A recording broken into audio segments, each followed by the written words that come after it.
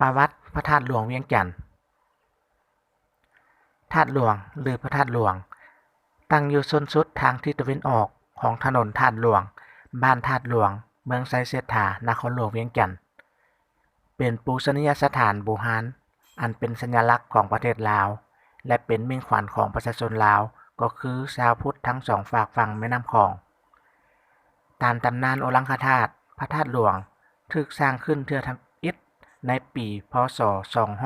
236สมัยสร้างเมืองเวียงจันทน์โดยพระเจ้าจันทบุรีประสิทธิจักรพร้อมด้วยพระอรหันต์5องค์ซึ่งเป็นพระสงฆ์ลาวที่กลับมาจากการศึกษาธรรมะและได้นำเอาพระบรมธาตุหรือว่ากระดูกของพระพุทธเจ้ามาจากประเทศอินเดียการสร้างพระธาตุหลวงเพื่อทำอิฐนั้นเพียงแต่ก่อเป็นอุโมงค์หินกวมพระบรมธาตุเท่านั้นและมีรูปสี่เหลี่ยมกว้างด้านละ5 วาหนา2 วาและสูง4 วา3 ศอกปีค.ศ. 1566ภายหลังการย้ายนครหลวงจากหลวงพระบางลงมาตั้งอยู่เวียงจันทน์พระเจ้าไสยเสถาธิราชก็ได้สร้างพระธาตุหลวงเป็นเทื่อที่2และได้สร้าง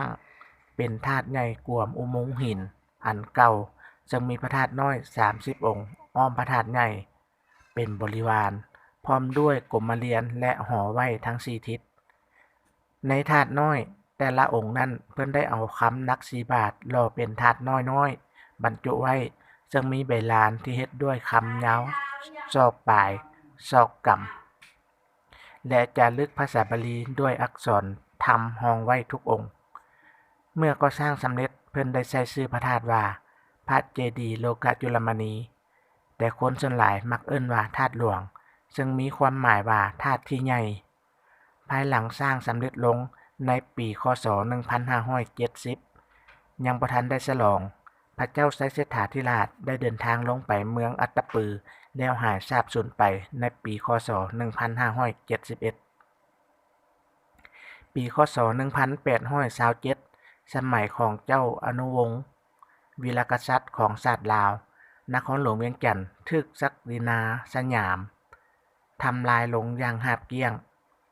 กำแพงนครหลวงเวียงจันทน์ถูกมั่งเพ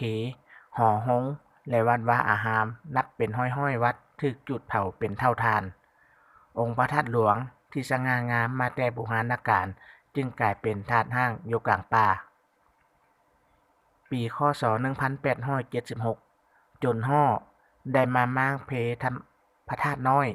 อ้อมพระธาตุใหญ่นั้นเพื่อซอกหาเงินค้ำและวัตถุมีค่าที่ฝังอยู่ในพระธาตุจึงเฮ็ดให้พระธาตุหลวง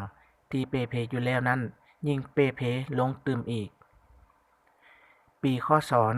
1900เมื่อฝรั่งได้ประเทศลาวแล้วพวกเขาได้ทำการซ่อมแปลงส่วนยอดของพระธาตุแต่มีรูปทรงแตกต่างจากรูปเก่าและในเทื่อนี้มีผู้เฒ่าเล่าว่าผู้ซ่อมแปลงได้เอาคำจากยอดพระธาตุไปอีกต่อมาปีค.ศ. 1929รัชกาลฝรั่งได้มีการซ่อมแปลงครั้งใหญ่จนฮอดปีค.ศ. 1935จึงสำเร็จการซ่อมแปลงเทื่อนี้แม้นได้ซ่อมแปลงยอดพระธาตุซ่อมแปลงกรมเรียนหอไหว้ทางทิศตะวันตกและธาตุน้อยที่เพพังให้มีรูปทรงคือเก่าปีค.ศ. 1957เมื่อประเทศลาวได้รับอิสรภาพเป็นเอกราชสมบูรณ์รัฐบาลลาวภายใต้พระบรมสูปถัมภ์ของพระเจ้าศรีสว่างวงศ์ได้นำพาประชาชนเฮ็ดบุญเฉลิมฉลองอายุพระพุทธศาสนาพ.ศ. 2500จึงได้ทำการฟอกคำแต่ส่วนกลางขึ้นไปและได้ปั้นพระบรมรูปของพระเจ้าไสยเสถาธิราชประดิษฐานไว้ทางด้านตะวันตกซื่อกับประตูเข้ากรมเรียนเพื่อเป็นอนุสาวรีย์ที่พระองค์ได้ทรงสร้างพระธาตุหลวงขึ้นให้เป็นที่สักการะบูชาต่อมาพระธาตุหลวงสูง45 เมตรมีใบสีม้าอ้อม228ใบมีบริวารหรือว่าธาตุน้อย30องค์อ้อมรอบเอิ้นว่าปารมี30ทัศตีนพระธาตุหลวงแต่ด้านตะวันออกหาด้านตะวันตกยาว69เมตรแต่ด้านเหนือถึงด้านใต้ยาว68เมตรและกรมเรียนด้านนอกอ้อมพระธาตุหลวงแต่ละด้านยาว 91.75 เมตรในมื้อเพ็งเดือน12 ของทุกๆปีจะมีพิธีเฉลิมฉลองนมัสการพระธาตุหลวงเวียงจันทร์ทุกๆปี